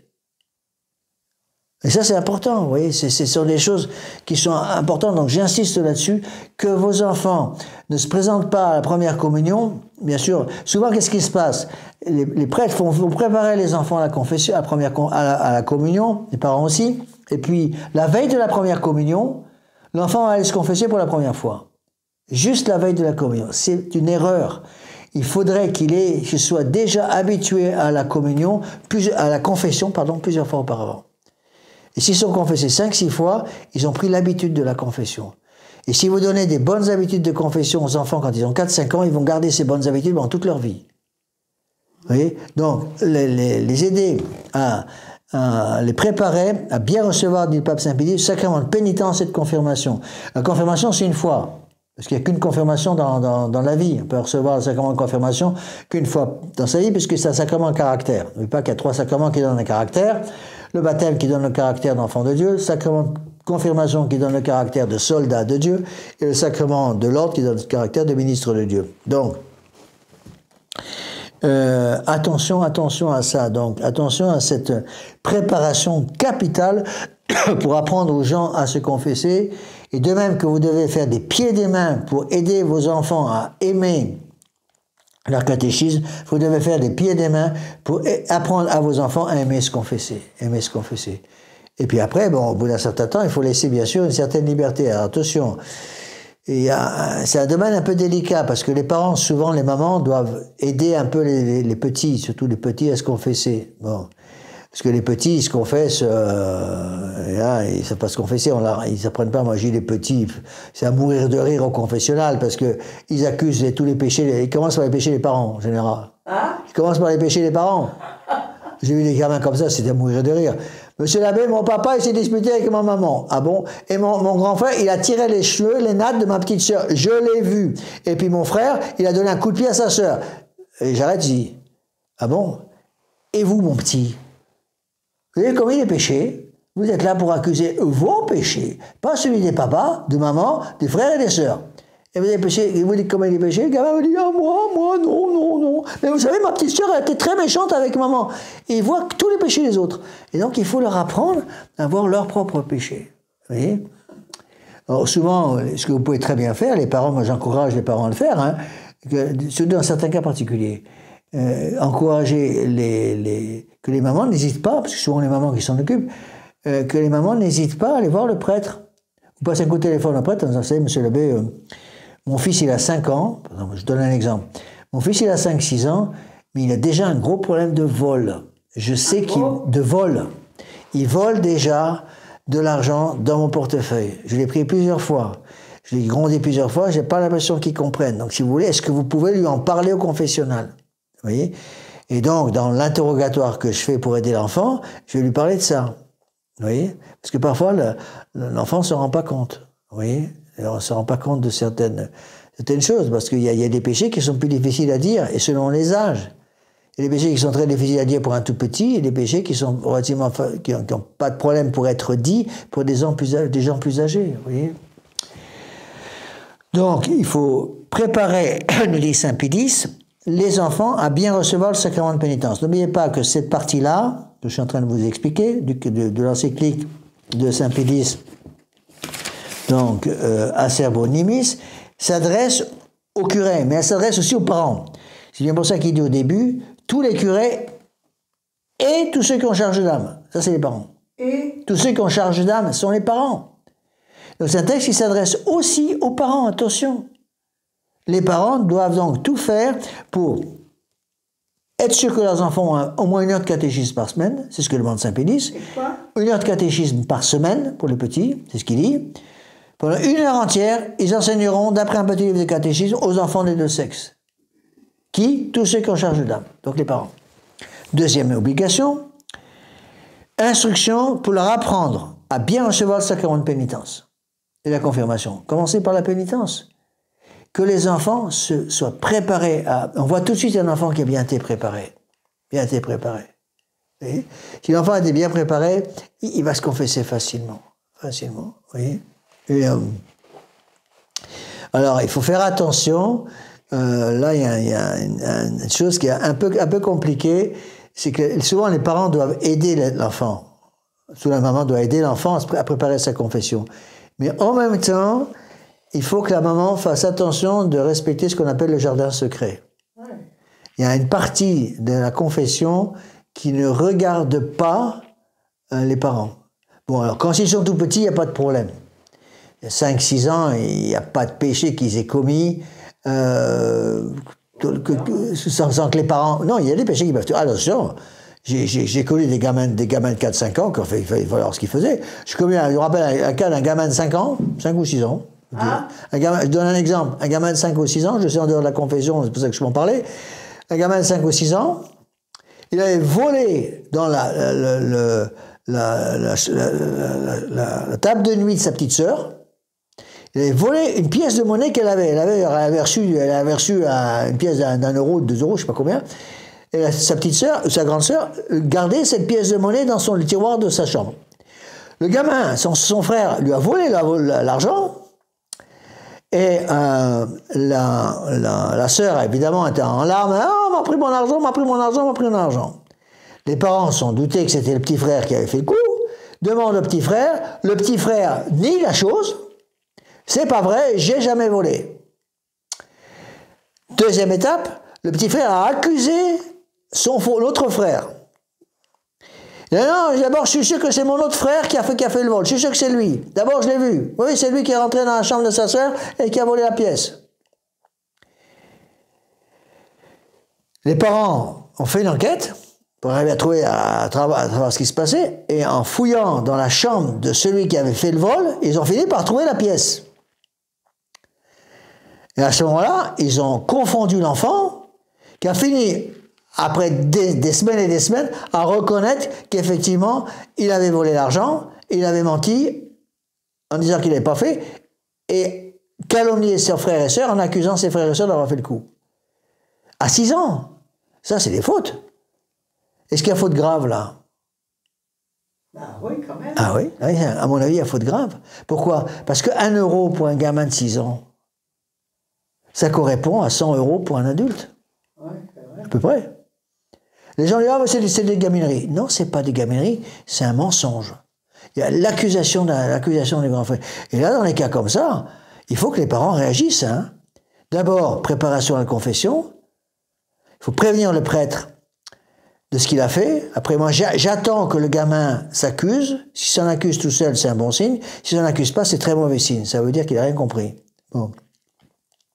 Et puis après, il y a tout un travail d'éducation pour justement faire comprendre aux enfants la gravité du vol, la gravité du mensonge. Il ne faut pas oublier que tous les voleurs, tous, sont menteurs. Hein. Menteurs. Un voleur qui n'est pas menteur, ça n'existe pas.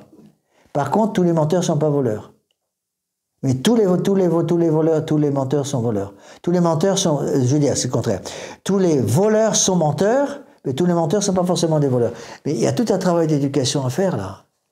Vous voyez, dans un cas comme ça, exiger qu'il y ait des excuses qui soient données devant toute la famille, quand toute la famille a été accusée, que l'enfant vraiment demande pardon, qu'il sache demander pardon, et puis après, bon, il faut laisser le prêtre faire son travail, vous voyez. Mais ce sont ah oui, c'est là, il peut y avoir. C'est comme quand les parents me disent, vous savez, c'est pas possible pour un gamin de 6 ans de faire un péché mortel, je suis pas d'accord. Hein. Quand des parents me disent, c'est pas possible pour un gamin de 6 ans de faire un péché mortel, je suis désolé, mais c'est possible malheureusement. Et maintenant encore plus avec surtout les enfants qui vont dans les écoles modernes, dans les écoles publiques. Ils savent tout, à 6 ans, ils savent tout, ils ont tout vu. Hein. Ils ont déjà été exposés à de la pornographie à 6 ans, très souvent à cause des téléphones portables, parce qu'ils ont des gamins dans leur école qui ont un téléphone portable. Les parents sont des imbéciles, hein, laissent des gamins de 8, 9, 10 ans avoir un téléphone portable. C'est eux qui leur donnent, parce que ça nous permet de savoir tout le temps où est oui, l'enfant. Si c'est simplement pour que l'enfant puisse prévenir où il est, c'est une bonne chose. Mais s'il y a une connexion sur Internet, attention aux dégâts. Cette connexion sur Internet, ça veut dire que l'enfant il va vite apprendre où sont les sites pornographiques, etc. Et vous avez des gamins de 6-7 ans qui sont déjà exposés à des choses comme ça. Je ne vais pas donner des détails parce que c'est trop scabreux, mais je pourrais vous en donner. Des détails absolument ahurissants c'est des mamans qui me l'ont dit, j'ai lu ça dans certaines choses, j'ai lu certaines choses, des mamans qui sont tombées à la renverse en se rendant compte du travail de destruction qu'avait fait un autre enfant de l'école sur son petit qui était innocent et qui a perdu son innocence à l'école parce qu'il avait un gamin de 10 ans qui a déjà exposé à la pornographie à 6 ans. Et donc, il faut faire très attention, d'où l'importance de préparer au sacrement de pénitence. La confirmation aussi. La confirmation, c'est un peu différent parce que c'est qu'une seule fois. La pénitence, par contre, c'est fréquent.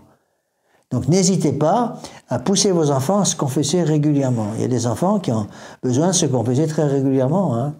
Je dirais les adolescents qui sont en grande difficulté, grosse tentation, au moment surtout de la crise d'adolescence. Je pense que les adolescents en crise d'adolescence ont besoin de se confesser toutes les semaines. Hein. Ils ont besoin de se confesser toutes les semaines.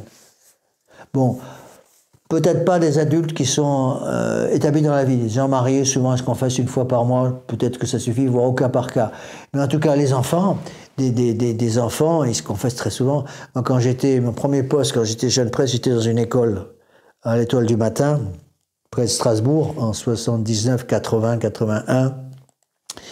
Et entre autres, bon, j'étais pas directeur de l'école du tout, j'étais professeur dans cette école, l'école de la Fraternité Saint-Pédis, à l'époque j'y étais. Et je disais aux enfants, il y avait toutes les classes depuis les tout petits, il y avait toutes les classes depuis les petits jusqu'à la terminale, hein. Et je disais surtout aux adolescents, mon bureau vous est toujours ouvert. Même tard le soir, vous voyez la lumière dans mon bureau, c'est que j'y suis. N'hésitez pas à venir me demander la confession. Et j'avais des adolescents de 17-18 ans. Hein, ils venaient faire un tour dans le couloir où il y avait mon bureau. Ils voyaient, ils voyaient la lumière dans mon bureau. Ils savaient que j'étais là. Ils venaient frapper discrètement. Monsieur l'abbé, est-ce que vous pouvez me confesser? Bien sûr. Je confessais dans mon bureau. J'avais un petit confessionnal dans le bureau. Je te confessais dans le bureau.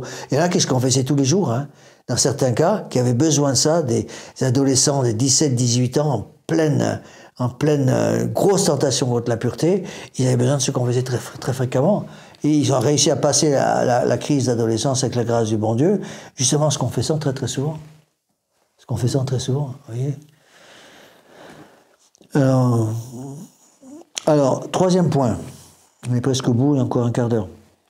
Donc, je répète, premier point, catéchisme 1 heure par semaine d'obligation pour tous ceux qui ont charge de dame à l'égard de leurs enfants. Deuxième point, préparer les enfants au sacrement de pénitence. Il ne s'agit pas de leur dire, tu vas te confesser. Les petits, il faut les préparer. Bon, et les parents adultes, les parents doivent aussi sérieusement s'occuper des adolescents. Les adolescents ont énormément besoin de se confesser. Et donc, je conseille beaucoup aux pères de famille qui m'écoutent sur Internet d'avoir le courage, au moins, aux pères de famille qui m'écoutent sur Internet, qui ont des enfants, des garçons surtout, qui ont 17-18 ans, hein, arrangez-vous, obligez-vous pour faire au moins une fois par mois, allez vous promener seul avec votre gamin pendant 2 heures, sans qu'il vous promenez seul avec votre enfant, votre adolescent de 17-18 ans, seul, pour pouvoir avoir des discussions d'hommes avec lui. Des discussions d'hommes avec lui, parce qu'il y a beaucoup de sujets que les enfants n'aborderont jamais en famille s'il y a d'autres personnes qui sont là. Par contre, s'ils sont seuls avec leur père, le père doit pouvoir commencer à poser certaines questions pour aider son enfant à passer la crise d'adolescence. La crise d'adolescence, vous voyez. Et je donne toujours un conseil aux parents qui m'écoutent à propos de ça, de bien vérifier que les adolescents n'aient pas accès à Internet sans surveillance. N'aient pas accès à Internet parce qu'ils peuvent regarder n'importe quoi. La catastrophe chez les adolescents, c'est quand ils ont des téléphones portables avec accès à Internet, ce qui est le cas très très fréquemment aujourd'hui, avec accès sur Internet. Tous les trucs n'ont pas accès à Internet. Mais non, tous les téléphones, il y a des téléphones simplement pour téléphoner, c'est tout. Téléphone que vous avez, vous pouvez téléphoner, c'est tout. Bon, téléphone que j'ai accès à Internet, ça me permet de travailler sur mon site et de pouvoir consulter mes messages. Si l'enfant, un adolescent de 17-18 ans a un téléphone avec accès à Internet, vous avez intérêt à surveiller très sérieusement les choses, savoir ce qu'il en fait. Et j'ai connu des parents qui avaient l'adolescent de 17-18 ans avait un ordinateur dans son bureau avec accès à Internet, parce qu'ils en avaient besoin pour le travail scolaire, parce que presque tout se fait avec Internet maintenant, c'est le drame. Bon. Et je dis aux parents, veillez au grain. Et je leur dis, la première chose que vous devez faire, et je dis ça au père, vous voulez vérifier que si votre fils a un problème ou non, allez sur son ordinateur. Il faut que vous ayez le code. Si vous vous rendez compte que votre fils a dans son disque dur une partie du disque dur qui est verrouillée, il y a un problème. C'est qu'il ne veut pas que vous ayez accès à cette partie-là. Et si vous devez avoir le code d'accès à l'ordinateur de votre fils, et la première chose que vous devez faire en tant que père de famille, c'est aller vérifier l'historique. L'historique, c'est-à-dire tous les sites qu'il a consultés pendant le mois précédent, par exemple. Si l'historique est vide, il n'y a rien dans l'historique, et que vous savez très bien que votre fils a utilisé Internet pratiquement tous les soirs, et que le site est vide, et que la fenêtre historique ne donne rien, parce qu'elle a été vidée soigneusement, vous pouvez être certain que votre gamin, à 18 ans, a un gros problème de pornographie déjà. Et donc, il efface de pornographie. Ça veut dire qu'il efface soigneusement, avant de se coucher, tous les sites par lesquels il est passé pour être sûr que son père, qui va venir vérifier, il le sait, ce qu'il y a dans l'ordinateur, ne puisse pas trouver les sites qu'il a consultés. Par contre, si vous voyez que tout l'historique est là, que l'enfant manifestement ne cache rien, il est vraisemblablement encore innocent sur bien des choses. Mais je conseille aux parents, avec les garçons surtout, de sortir, d'aller faire une balade en forêt ou être seul avec votre gamin de 17-18 ans, seul pendant au moins une ou 2 heures par mois, minimum, peut-être plus souvent si vous avez le temps, et parler avec lui. Faites parler l'enfant. Et que votre jeune ait courage de parler. Il va commencer, s'il aime son père, et si son père se rend compte, tu sais, je sais ce que c'est que la crise d'adolescent parce que je suis passé par là moi-même. Bon, je sais qu'on n'est pas très malin là-dessus, qu'il y a beaucoup de tentations d'impureté. Est-ce que je peux t'aider en quelque chose?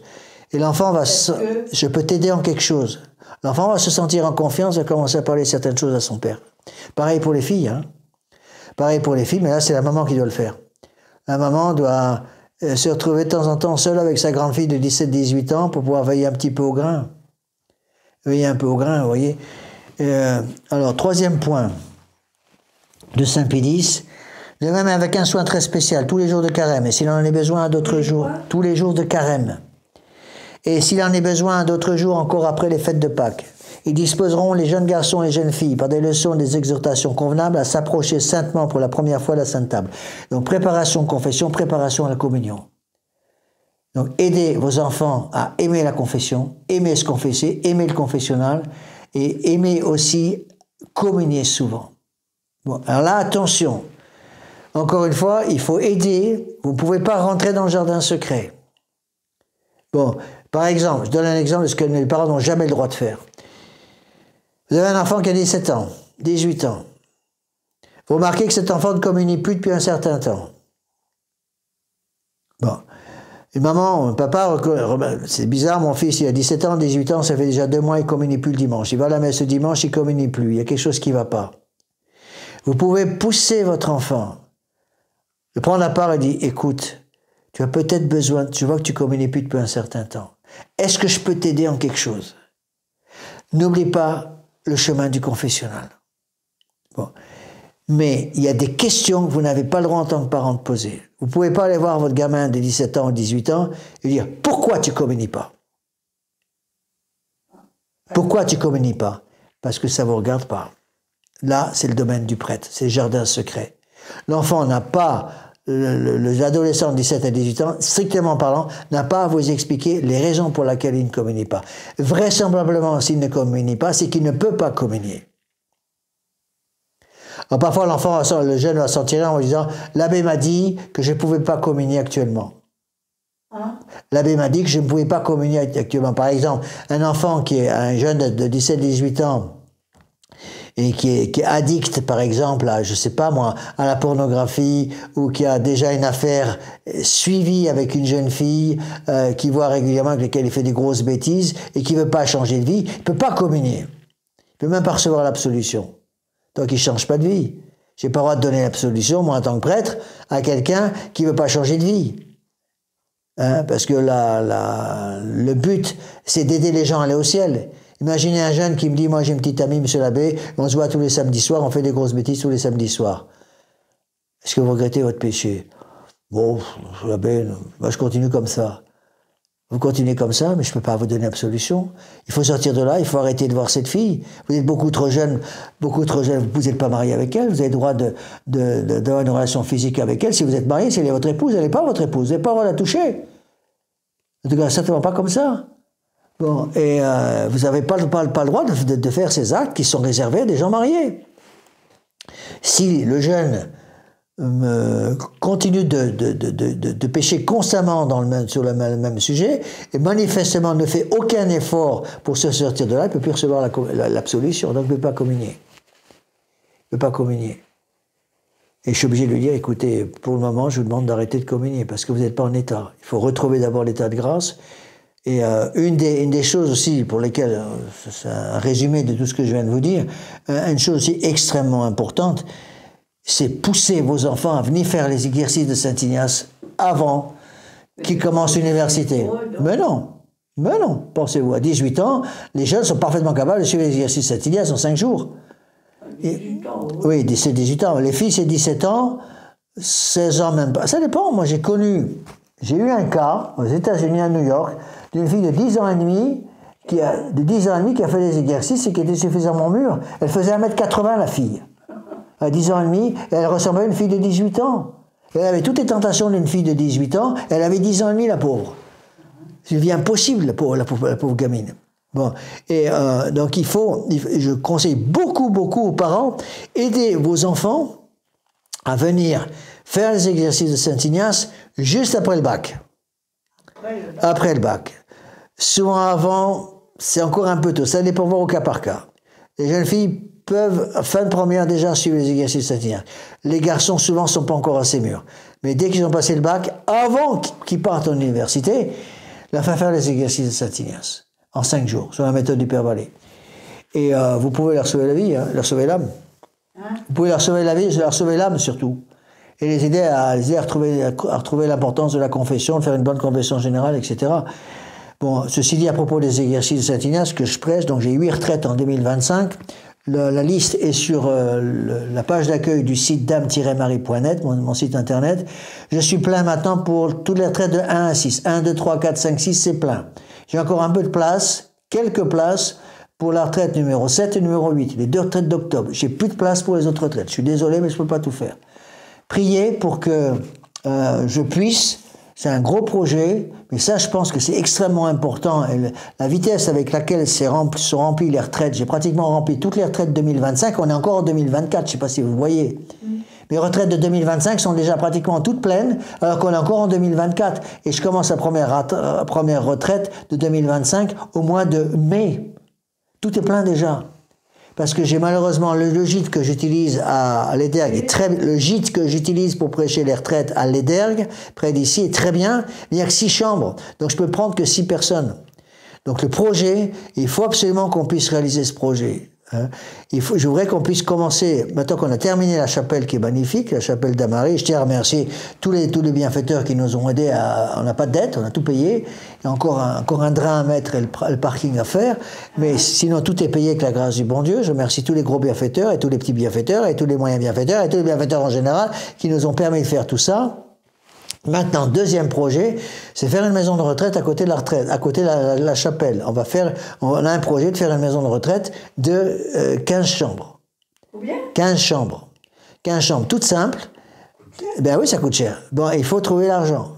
Je voudrais faire un 15 chambres là-bas, toutes simples, avec un bloc douche et un bloc toilette en bas, pour avoir un minimum de confort quand même. Pas d'eau dans les chambres parce que ça coûterait beaucoup trop cher. Des chambres toutes simples, 15 chambres, avec la chapelle juste à côté, la salle de conférence en bas, sous la chapelle, où on peut faire aussi les repas de midi, le repas de matin, midi et soir. On peut tout organiser comme ça, avec la grâce du bon Dieu, pour pouvoir prêcher les exercices Saint-Ignace. Et puis à côté, on voudrait joindre à ce projet de 15 chambres, on voudrait faire à côté un petit appartement, mais pour vous et pour moi. Ça, on aura tout sur place. Il y aura la chapelle, la maison de retraite et un appartement pour moi et pour vous. Alors, la chapelle, ça nous a coûté quand même, avec la grâce du bon Dieu, tout a été payé grâce aux bienfaiteurs. Sachez que les gens me demandent toujours combien il faut pour à peu près faire une maison de retraite de 15 chambres, plus un appartement à côté, il faut compter autour de 100 000. Hein. Combien ? 100 000 euros. Autour de 100 000 euros. J'ai demandé ça à Andrew, qui connaît bien les prix des choses. Il faut compter à peu près 100 000. Bon, les 100 000 euros, je ne les ai pas. 100 000 euros, je ne les ai pas. Donc, s'il y a quelqu'un d'entre vous qui m'écoute sur Internet et qui ne sait pas quoi faire je sais pas quoi, il a trop d'argent, il ne sait pas quoi en faire, vous pouvez nous aider. Si je reçois, de même que je suis un conseil que Monseigneur Lefebvre nous donnait. Monseigneur Lefebvre nous donnait comme conseil pour les œuvres. Il disait, vous lancez pas dans la construction de quelque chose d'important comme une chapelle, une maison de retraite, sans avoir la moitié de la somme nécessaire déjà en banque avant de commencer. Et donc, il faudrait qu'on trouve 50 000. Bon, on va voir. Si le bon Dieu le veut, ça se fera. Si le bon Dieu ne le permet pas, que sa volonté soit faite. Mais ça, c'est important, vous voyez. Donc, vous voyez, ce sont les 3 points importants, là. Donc, les 3 premiers points sont importants. Donc, je répète, 1 heure de catéchisme par semaine, devant Saint Pédis, fait par semaine. À partir de quelle heure? Ben, le catéchisme, ça doit commencer. Il faut adapter ça à l'âge des enfants, mais dès 3 ans, la maman peut commencer un petit minimum à apprendre le signe de croix, apprendre à faire une génuflexion, à visiter la chapelle pour expliquer les différentes pièces de la chapelle, leur faire la prière du matin, la prière du soir, leur apprendre le Notre Père, le Je vous salue Marie, le Gloire au Père, même à 3-4 ans. Et puis après, on augmente petit à petit. Bon, on ne peut pas demander des tas de choses à des enfants de 3-4 ans. Quand vous voyez ce que Saint Pédis demandait en préparation première communion en 1910, ça laisse rêveur, hein. Saint Pédis, moi j'ai vu sur un des catéchismes de Saint Pédis, il y a une première notion pour préparation première communion. En préparation première communion, Saint Pédis demandait certaines prières en latin qu'à 71 ans, je ne sais pas par cœur. En latin. Saint Pédis s'est demandé par cœur en 1910. C'est telle prière. Que je ne sais pas par cœur. Par exemple, pour des profondis en latin, je me fiche dedans régulièrement. J'arrive à le dire avec d'autres personnes, je lui dis tout seul, je me fiche dedans. Je ne suis pas fier, mais c'est comme ça. Prière pour les morts. Bon. Et si mes souvenirs sont exacts, c'était une des prières que Saint Pédis demandait aux enfants de 6-7 ans. Parce qu'il parlait aux enfants de 6-7 ans de 1910. Les enfants de 6-7 ans en 1910 avaient l'intelligence d'un enfant de 12 ans aujourd'hui. Parce qu'ils n'étaient pas contaminés par les téléphones portables, les Internet, la télévision, tous ces machins-là. Ils étaient bien plus intelligents. Hein. Quand on voit le niveau des... prenez le niveau d'un... C'est très intéressant. Cherchez un livre du certificat d'études, des examens de certificat d'études, c'est-à-dire à l'époque c'était quoi? Certificat d'études de votre temps c'était quoi? 12-13 ans, 12 ans. C'était la fin, c'était à peu près, dans les campagnes c'était 12 ans, à peu près, certificat d'études c'était 12 ans. Le niveau de certificat d'études, par exemple, entre les 2 guerres. Trouvez-vous un bouquin avec les examens de certificat d'études, par exemple, des années 1925. Vous verrez que le niveau de certificat d'études de 1925, pour des gamins en fin de primaire, correspond aujourd'hui à une classe de seconde, pratiquement. Une classe de seconde. Tellement les niveaux ont baissé. Les professeurs qui sont dans les écoles vous le diront, on arrive à avoir des gamins qui arrivent à 18 ans au bac, qui sont complètement analphabètes, qui sont incapables d'écrire une ligne sans faute. Oh, ça oui. Incapables d'écrire une ligne sans faute. Moi, j'ai vu des copies d'adolescents de 17 ans, qui écrivait une dictée de 10 lignes avec l'écriture d'un gamin de 6 ans, des années d'il y a 50 ans. Vous voyez? Donc là, il y a tout un travail d'éducation à faire, et ce travail est à faire sur le plan naturel, parce que la surnature ne détruit pas la nature, la grâce ne détruit pas la nature. Hein.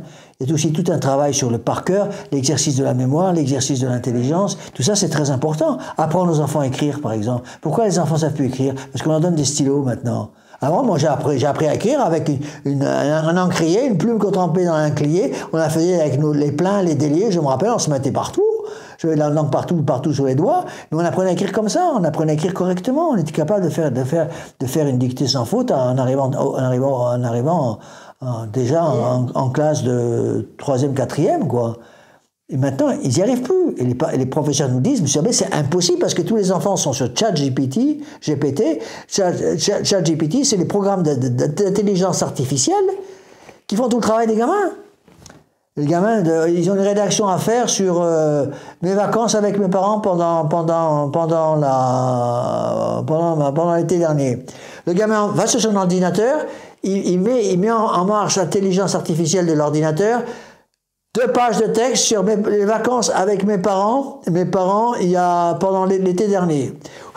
En l'espace de 10 secondes, il a le texte devant lui, c'est pas ses vacances à lui. Fait par l'intelligence artificielle. Et puis il y a le texte. Et les professeurs se rendent compte tout de suite, parce qu'il n'y a pas de seule faute d'orthographe.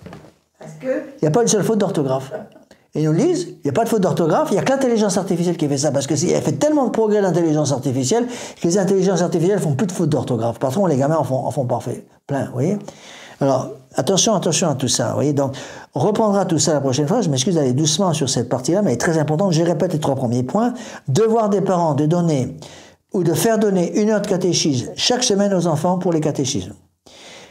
Et ça, c'est valable aussi pour les adultes, et c'est valable aussi, à mon avis, pour les grands adolescents qui ont besoin de connaître leur foi. Deuxièmement, préparer les enfants au sacrement de pénitence. Troisièmement, préparer les sacrement de pénitence. Troisièmement, préparer les enfants à la Sainte Communion. Voilà, donc on en est là. Aujourd'hui, on est le 4, je crois.